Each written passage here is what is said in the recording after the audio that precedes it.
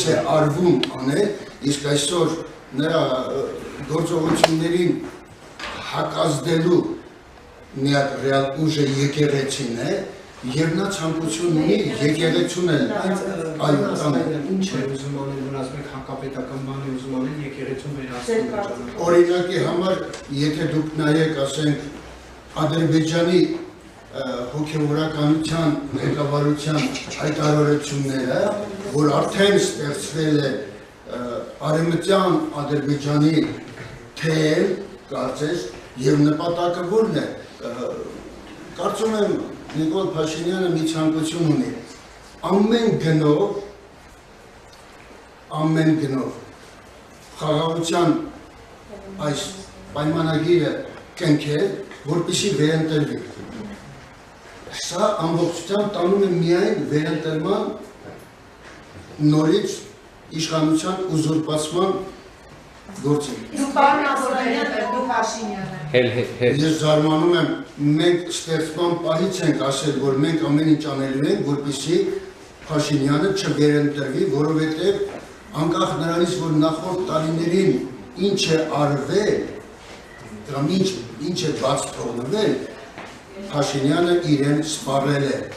եւ նա պետք է հեռանա։ Իսկ պարոն Ասլանյան, դուք ինչ եք կարծում, կամ հնարավոր համարում եք, որ կաթոլիկոսին վեհարանից հանելու եւ նրան հեռացնելու գործընթացը իրականացնել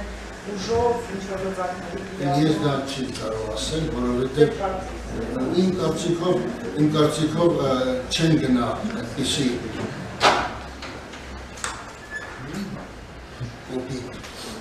բիրտուժի օգտագործմանը, կարծում եմ կփորձեն այդ ճանապարհներ հենց հարցնել դա է, որ այս մարդիկ պատճառը հետևանքային կապը չեն հասկանում, որպեսզի մի բան լինի, պետք է նախ եւ առաջ հիմքը լինի, որպեսզի կարողանաս անել, ինչի մասին է խոսքը, չգիտեմ, բոլոր կողմերից մեր ժողովուրդը այսօր մեծ մասը գլուխը կորցրած չգիտի ինչ է լինելու։ Դες մեղավոր համարում եք, որ ժամանակին աջակցել եք Փաշինյանին, հաշվառելով բոլոր քայլերը, որ այսօր եկեք այդպիսի պրովոկացիոն հարց չտալ։ Ես եղել եմ այդ խմբում։ Ինձ խնդրել են, որ